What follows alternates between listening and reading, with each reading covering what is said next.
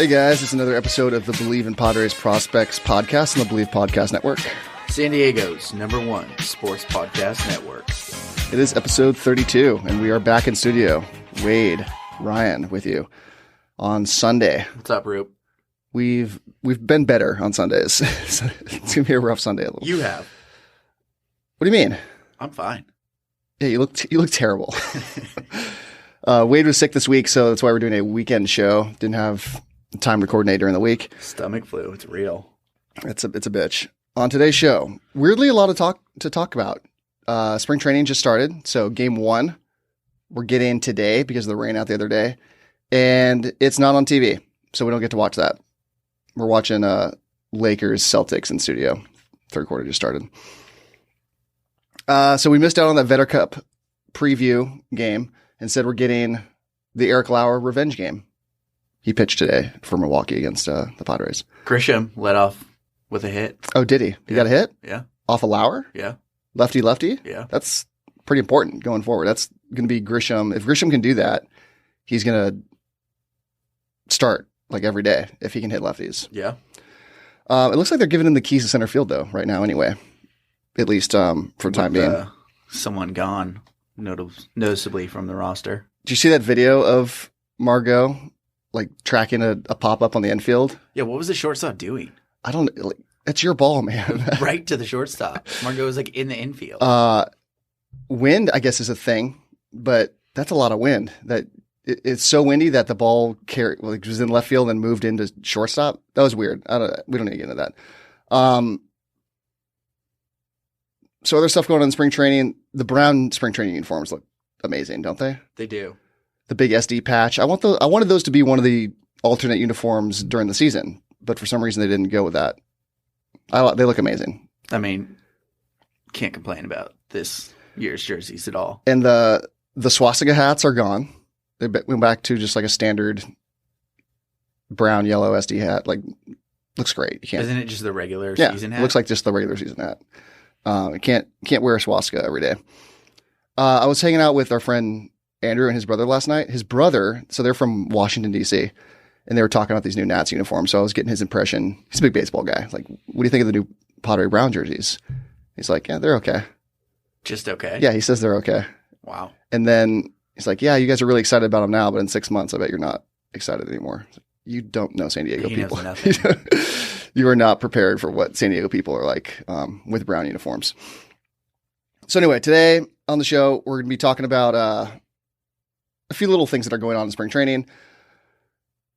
Didn't cover the Margot trade last week with Dodger Dustin. Didn't feel like Dustin was going to give the best takes for that. We mostly just covered Dodger stuff and Mookie Betts stuff. And this week with Wade back, we're going to get into that Margot deal, which cleared up the outfield quite a bit, just getting rid of that one guy.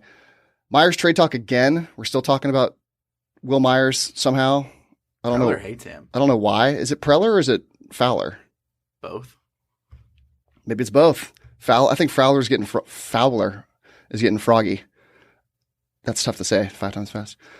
And yet somehow in this deal that is being thrown around with Myers, nobody really knows what's going. Like, everybody is reporting what's going out of San Diego to Boston or Cincinnati in like a potential 3-team deal, and nobody knows what the Padres will be getting back in this deal. And it appears like it's nothing. So I don't even know why this is a thing still. What does Boston even have to give anymore? People are saying Benintendi, I guess, but why would they trade Benintendi? Another corner outfielder? They just got rid of all this money. Now they can afford Benintendi. They're not trying to trade Benintendi. Bullpen piece? Another one? Do we need another lefty coming out of the bullpen? But first, so before we get into all that stuff, we're going to do just spring training minutia. Ty France pictured in catcher's gear. What was that all about? Has to be a prank. Prank? Why? Yeah. Will Myers could catch.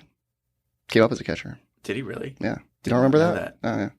But he's like long and lanky and tall. Like he's not a catcher. That's why they moved him off of it. But, yeah. Ty France in catcher's gear, I think. So this is what I wanted to do with catcher.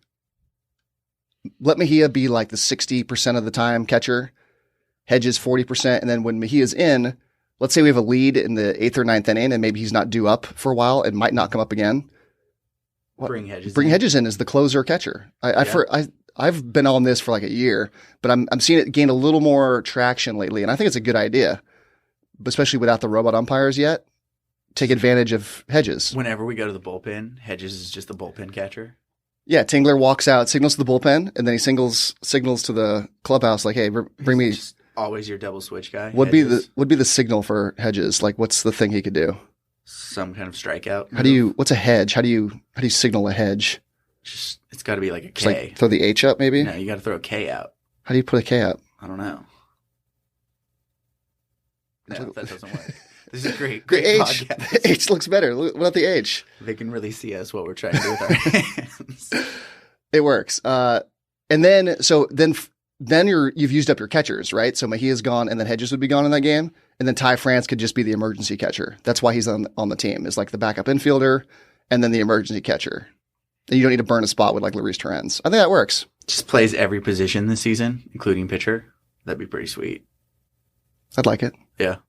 It's a cool stat to have. We need something to get the people going. I was watching Eric Hosmer take the easiest infield ground ball drill I've ever seen in my life. How is he doing though? It kind of so our friend Austin, who has a 2-year-old son, this is the drill I would expect to see Austin doing with his son. Like handing it to him and him like bending over and picking it up and handing it back to him. That's how basic this drill looked. Gold Glove's got to start somewhere. That glove is so gold these days. My favorite thing now to do on Twitter is, it's going to ruffle some feathers. Every time someone's talking about Hosmer, is I just respond with the gif of him overrunning that ball in the infield. The one in Houston? Yeah, no words, no comment. Just anytime you mention Hosmer, I'm posting that gif of Hosmer overrunning the ball in Houston. The walk-off pop-up on the infield. That's one of those plays like that I'm going to remember where I was forever. When I'm telling this story to my like I know where I was. I was at our friend Michael's house, and he had like a party that day. You remember this? Yeah. And we were watching the game. It was 1-0. Yeah. In Houston, and there was a runner on. I think he was on first. Was he on first or second? I think it was first and second. And it was 2 outs. Yeah. And he's running on contact, and I fell to my knees. It was the most gut wrenching play I think I've ever seen in Padres history. Other stuff going on. Do you see the MLB? I guess MLB, this is confusing to me because MLB doesn't pay minor league players. The teams are responsible for it. But MLB is raising the minimum salary for minor league baseball players starting in 2021. That's according to Ben Walker and Jake Seiner from AP Sports. I read this article on that. It was pretty interesting. From nothing to nothing still? From shit to like almost shit. Like McDonald's worker salary? Yeah. Well, maybe. Yeah. And it's not all year either too. So it's like working at McDonald's, but then you have to take 6 months off. Right. It's the like temporary seasonal salary. So rookie ball, we'll just run through these numbers really quick. Rookie ball and short season ball, the weekly pay goes up from $290 to $400. Class A players are going from $290 to $500. Double A from $350 to $600, and Triple A from $502 to odd number to $700. Yeah, where do they come up with 502? It's like, hey, let's throw an extra 2 in there. Yeah, that's going to go a long way. That'll pay for those like peanuts and seeds when they're in the dugout. So $700 for a AAA player. It's not the worst, but these other guys who are younger and need the help, and maybe if they're not big international signings or they're not high draft picks and they didn't get a big signing bonus, those guys are only making $400 a week. I mean, the AAA season's what? How long? The AAA season? Yeah. They play like 120 games, so it's shorter. And if they get invited to spring camp, they're not getting paid for it either. So it's like 6 months? Yeah. So they're making like $20,000 probably, a year? Probably 5 months. It's even, yeah, so it's even less than less, that even? Yeah. Like 16,000? And that's why they all have jobs in the offseason. Yeah. We should talk to Antonelli about it. You want to get Antonelli back on and go over this? Yeah, he was great. I like Antonelli. But he never had to because he got the signing bonus. Yeah, he had a couple million just locked up right away. Right. I'd be kind of nervous, even with that big signing bonus. You know, maybe you have to spend 3 years in the minors. You have to make that money stretch if you don't want a job in the offseason. Maybe you're paying for other stuff like nutritionists or strength coaches on your own dime in the offseason. Gym membership. Planet Fitness, $10 a month. Nice. But that's all coming out of your pocket, and you have to make that last maybe a couple years. Even if you're smart with it, that could evaporate pretty quickly if it's your only job and you're not doing anything else, you know? Right. Got to invest well. So that's paired with the fact that MLB is talking about reducing the number of affiliated baseball teams from 160 down. They're talking about cutting 42 of those clubs, which is interesting because so you're talking about raising the salary for some of these guys and then also firing a bunch of them. So how do you feel as a player? Like, oh, we're getting paid a little bit more, but I also might not have a job next year because now I'm one of these guys that's potentially on the chopping block. I mean, not many of those guys make it. It's kind of come to a realization moment sooner. Yeah, so we had the same idea. I don't know if you're reading the show notes, but no, obviously you weren't reading the show notes because you're Wade. But I have like a couple of different thoughts on this, and the first being is, yeah, it's good that they're making more money. It's important that these guys get paid a living wage, especially during spring training and other things where they're not getting paid, and it's up to the clubs who are paying them. So the Blue Jays were one of these at the forefront last year when they were talking about how they are going to take charge and be a leading example and pay their guys more. And that's great. Why isn't there going to be anything in the next CBA about protecting minor league players? Because every player in the majors came up through the minors, and maybe you'd have to do a lot of research on this, but how many of them were top draft picks and how many got big signing bonuses? Probably not that many. I'd say the majority. You think so? Yeah. I would say less than half. I think players kind of emerge from nowhere all the time. And maybe they're not as late bloomers as like Max Muncy, who broke through when he was like 27, 28. That doesn't happen very often, or even Whit Merrifield kind of did the same thing. But at the same time, I don't think every player is a top 5 round draft pick. I'd say probably, this is just guess, 80% are top 10. We should that'd be an interesting thing to look up. How many actually, it would take a lot of work. But it's not too hard. It would just take some time. Rupert, get on that. I would love Rupert to do this. And maybe just do one team. Just do the Padres maybe. And how many of the Padres on the 40-man roster? We could do that pretty easily. Yeah, it's just like, you want to do it though? No. I might do it. Yeah. We'll see. The spicy take out of all this is that cutting those 42 teams, I think, is not that bad of an idea. So I don't either. I agree with you. Does like no other sport has this many minor league teams and giving this opportunity to so many hundreds of players? Like NFL doesn't have any. They have a practice squad, which is like a dozen guys. I think less. I think it's like 10. It's small. NBA just introduced a G League. That's one team though of 12, 13 players. Hockey, we were just talking about. We don't know anything about hockey, but they have one minor league team maybe. Goals, baby. Goal up. Yeah. Squad goals. And then it's soccer, typically they have a couple, like in Europe, a B team or they have the youth. They have the teams. academies and stuff, but those are educational things. Those are, they're developmental leagues, but they're also that's all they have over there is soccer. They don't handball. Spare me. But that's all they don't have to support. Like basketball is not as popular. They have teams and they get decent crowds, but it's not NBA. It's not even close to the NBA. It's not even close to college.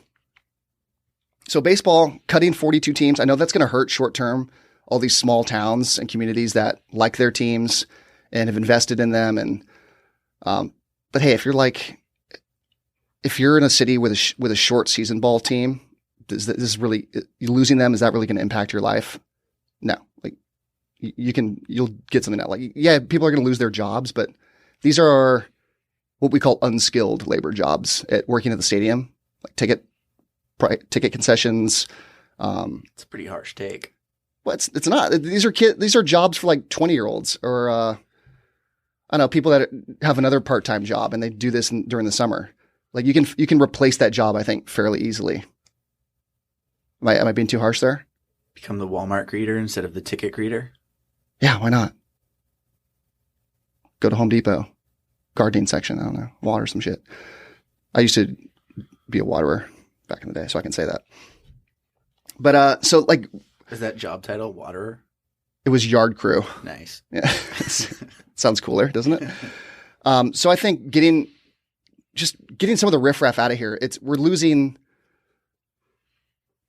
maybe what do you want to say, like the bottom 10% of the minor league, these guys aren't probably making an impact. If they're not high draft picks, they're not big international guys, they're guys that were just barely hanging on to the dream anyway. Yeah. Or they're like 19 and they're struggling and they're going to stick around for a few years. Like, it doesn't, I don't even think you'd be heartbroken if you were one of the guys cut. It's like going to a tryout for a team and there's 100 guys there for 10 spots and you get cut. And then, okay, well, I guess I'm not playing baseball anymore. That's just kind of how this is. It just makes it a little harder to stick around longer than you should. That's More all. kids might think about going NCAA route now. Yeah, and play a versus few going years in straight to- college. Yeah. Yeah. The players that are really good anyway, this doesn't affect them at all. Doesn't Right. affect them. So it's just the guys that are on the fringes, and losing those guys isn't going to impact anyone in baseball, and it's not going to impact any of the talent at all. It just impacts those communities where I mean, who's your favorite reliever on the Padres right now? That's what affected him. Bednar. Yeah. I do like Bednar. I want to get Bednar on, or Lake Bacher maybe. But yeah, could have affected him maybe. Yeah. Pitching though, you always need more pitching, as we've talked about on the show. Always need pitchers. So pitchers, especially if left-handed pitchers, are going to have no problem sticking around. So there you go. My Boston Celtics plus 6.5 is looking pretty good. Always happy when the Lakers lose. Me too. I have that bet with Dustin that they don't win 60 games this year. Not looking good. Breaking news, Wade. This important PSA pubic service announcement is brought to you by manscaped.com. Uh-oh. Brand new trimmer, best on the market, 3rd generation lawnmower 3.0. It's now available for purchase. Features include the leading cutting-edge ceramic blade to prevent manscaping accidents. Ceramic blade, that's interesting. You ever have a manscaping accident? I have not. Do you do any manscaping? Yeah. Once in a while? Yeah. I'm a once in a while guy. Yeah. Not regularly. It's not part of my routine. It's like not like a porn star down there, just full. Oh, Full. 70s porn star or current porn No, star? current. Just seal, like a seal? Yeah, just waxed. Oh, definitely not. No. I don't know how they get up and under there, you guys. They need to like have a class Well, on with that. Manscaped. I guess. It's the lawnmower 3.0. Yeah. Optional. Millions of balls out are about to be nick free thanks to Manscaped's advanced skin safe technology. Oh, I guess we just did the talk for 15 seconds thing. Call to action, Wade. Also the thing you're not supposed to read. Get 20% off and free shipping with the code BELIEVE at manscaped.com. That's 20% off with free shipping at manscaped.com and use code BELIEVE, BLEAV. And as always, your balls will thank you. And plums. And your plums.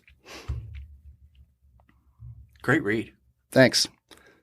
I never heard of half of these guys, and the ones I do know are way past their prime. Most of these guys never had a prime. This guy here is dead. Ad-libbing too. Not bad. You want to do more Go stuff, or do you want to do, I think we did enough on Will, like, there's nothing to talk about with Will Myers. Yeah. Margot and then Dozier. Before we get into Margot, I saw on Baseball America, who's always looking for clicks. They did the thing where they ranked the best minor league super teams potentially for 2020. So What does that mean? So the super teams are, because they have to predict the teams right now. They don't know who's on what team yet, but they're assuming who's going to be on what team, and it's which teams are the most stacked, basically. Does that make sense? So like, With the most top prospects on it. oh, okay. So it would be like all our studs are going to go to Double A. Yeah. So the Amarillo sod poodles. I'm struggling today. Saudis. Our Saudis were ranked potentially as the number 4 most stacked team in the minors. And it's led by Gore and Patino. Like at the top of that rotation, there's no better. I said this last year when they were in high A. I said Gore and Patino were the best combo of anyone in Who baseball. do they have above that team? Didn't screenshot that, but don't worry about it. I would think that team would be number 1. Probably just more overall number of prospects, I guess. Just what am I trying to say? Quantity over quality, I would guess. So it was Gore and Patino. They're both going to start the year in Double A, I'm sure. And then Trammell, who finished in AA last year. He's going to go back there, I'm sure. And then they're assuming Campuzano and Gabriel Arias get moved up from the Storm. What about CJ Abrams? Is he going to get moved up? Not to AA. Not yet. He could fly, though. He's really good. Yeah, you never know.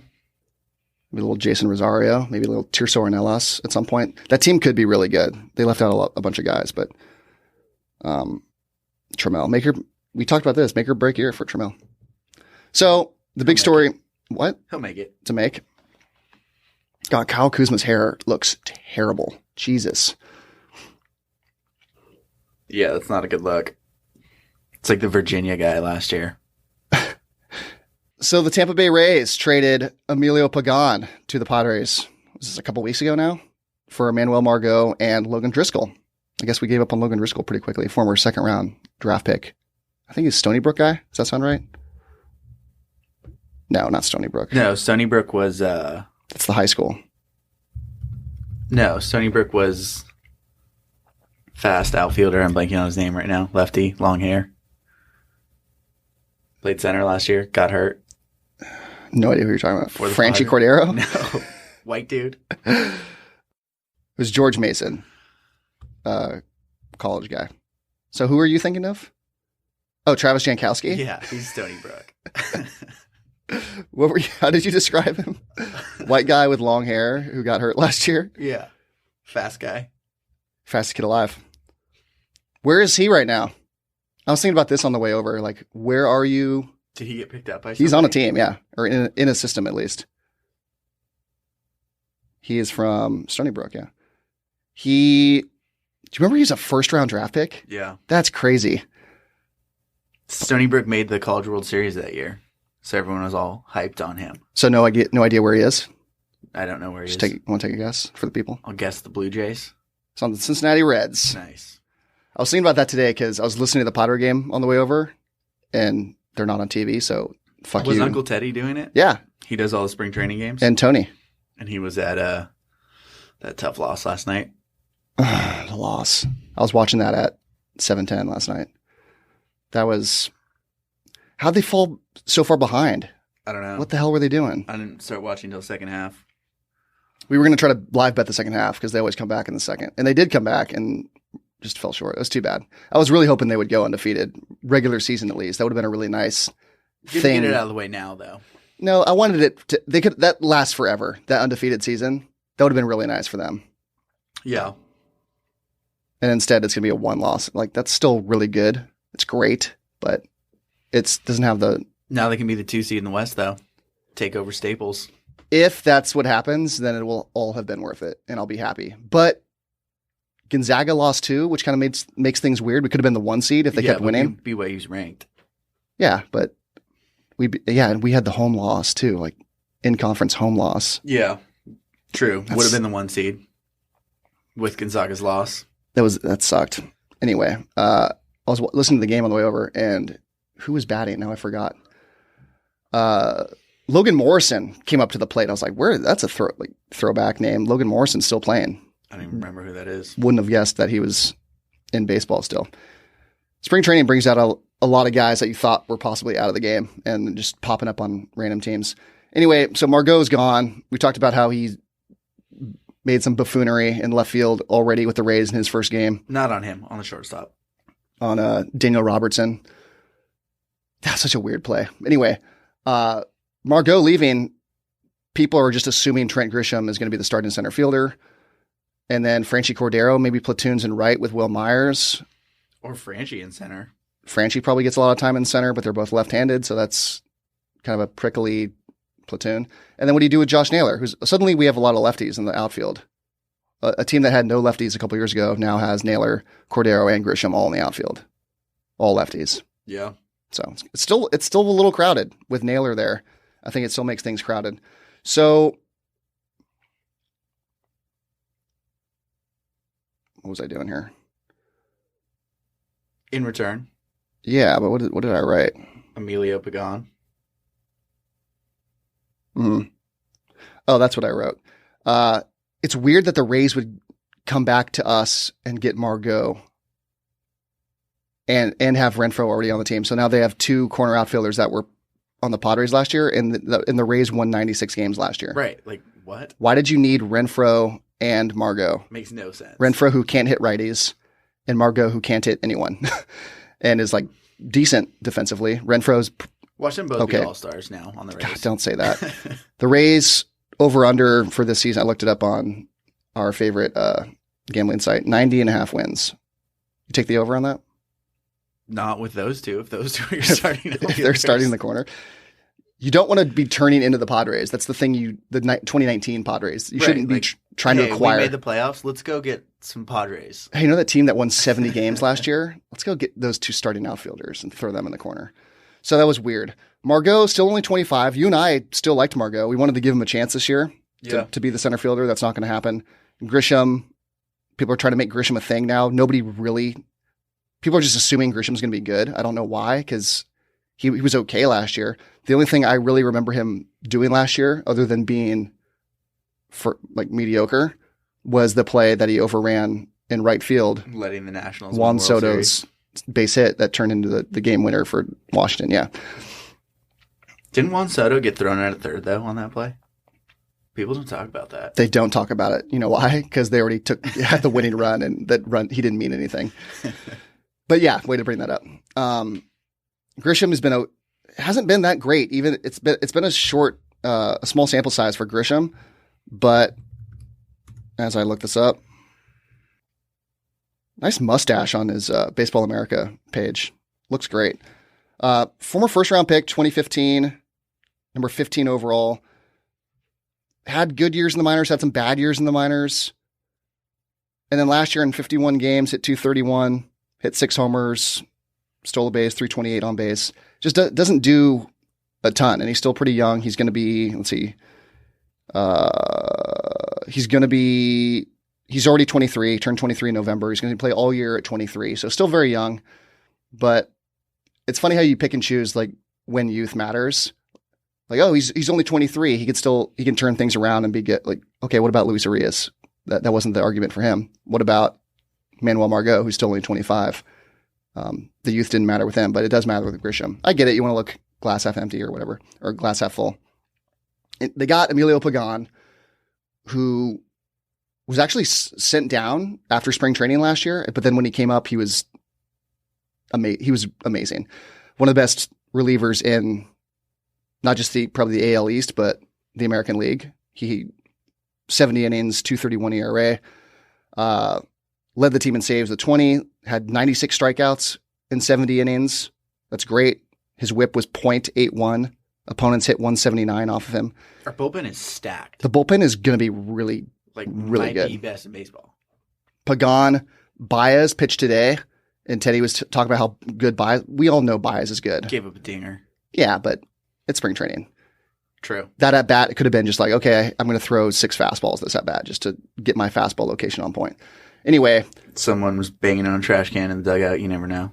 Oh, don't say it. Don't you like Baez? Baez is still, I love Baez. Maybe he's not as a starter, but I like him a lot coming out of the bullpen. And I wanted to give him a chance as a starter, but I don't think we need another 5th starter type right now. I think his value, make him a starter in a year or two. Like he's got plenty of time. He's a bullpen piece right now. Him, Pagan, Andres Munoz, Drew Pomerantz, Craig Stammen. Craig Stammen's like the 4th or 5th guy now. And then maybe Adrian Morejon and then Kirby Yates. That is a stat. That's the best bullpen in the National League. No Trey.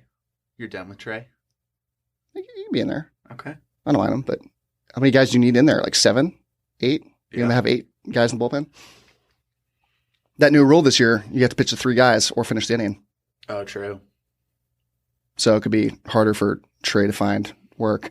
So anyway, I think with a stacked bullpen, if anything, if the season starts going in a weird direction, fucking Gordon Hayward just misses a bunny at the rim. I've got Celtics plus 6.5. It adds flexibility at the trade deadline. When you have all these relievers, maybe you can part with one of them and go get something awesome, you know? You never know. Yeah, another young piece. Yeah. Youth matters. Youth matters. But it's also weird that if they're making a trade for like another 18 or 19-year-old, the window's now. Like they've clearly expressed that by getting guys like Pham. They're trying to win this year, and they're really trying to win next year. Next year is the year that they expect to probably win a wild card. Right. This year they're competing for it. Could get froggy, you never know. And then next year they're... Why not us? Why not? You want to make the shirts? Yeah, print them. Print the shirts. That's a Rosillo. Shout out. Anyway, the offense is pretty good now. I don't think it's definitely not a great offense, but it's pretty good. The bullpen's outstanding. If they have a lead after 5, I see them pulling Lucchese, pulling Zach Davies, kind of like what Andy Green was doing last year with all those guys. Now the bullpen's so good, it makes a lot of sense to pull those guys and just let the bullpen. Right, you only need your starter going 5 or 6. Don't you feel bad for Andy Green now that the team's way better than it was with him? It's not his. Not really. Why do people hate Andy Green so much? Just a little pushover. Yeah, but doesn't he get a chance? Doesn't he deserve one chance to work with a team that's when it's good? No. You just bring in all new guys. He's a little pansy. And you fire, or not fire, but kind of move. Dave Roberts just bossed him up. He did. Yeah, you can't have that. Dave Roberts is a little guy too. He didn't seem scared. Dave Roberts is going to take him out. Rob Ross is gone. And then Darren Balsley, like, has been suffering for 20 years. And then once the team gets good, I just felt conflicted that all these coaches had to leave. Yeah, I don't think Balsley should have left. Bring in Rothschild, spare me. Where'd he go, Balsley? He's still in the organization. He's like in charge of all the minor league pitching or Gotcha. something like that. Look it up. So that's what's going on with that trade. Do we like that trade for Pagan? It was interesting. You're selling a guy low in Margot for a bullpen piece that we kind of didn't really need, but it's nice that we have him now, I guess. Yeah. I mean, could lead to future trades too, like you said. So add some depth. People always want bullpen help at the trade deadline. Exactly. And this could have been it for Margot. Like if Margot had another year this year that was like last year, his trade value is gone. So this was kind of like the last chance. You're either going to buy in on Margot or you're going to have to sell him. Now's the time to sell him. And I guess they wanted to sell him. Can't really blame him. He hasn't really done anything, but what are you going to do? Before we get out of here, late breaking news today.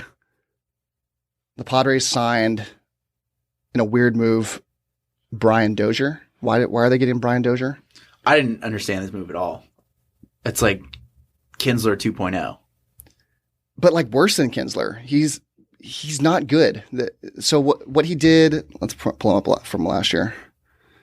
What's his name? Dozier. He's an all-star with the Twins.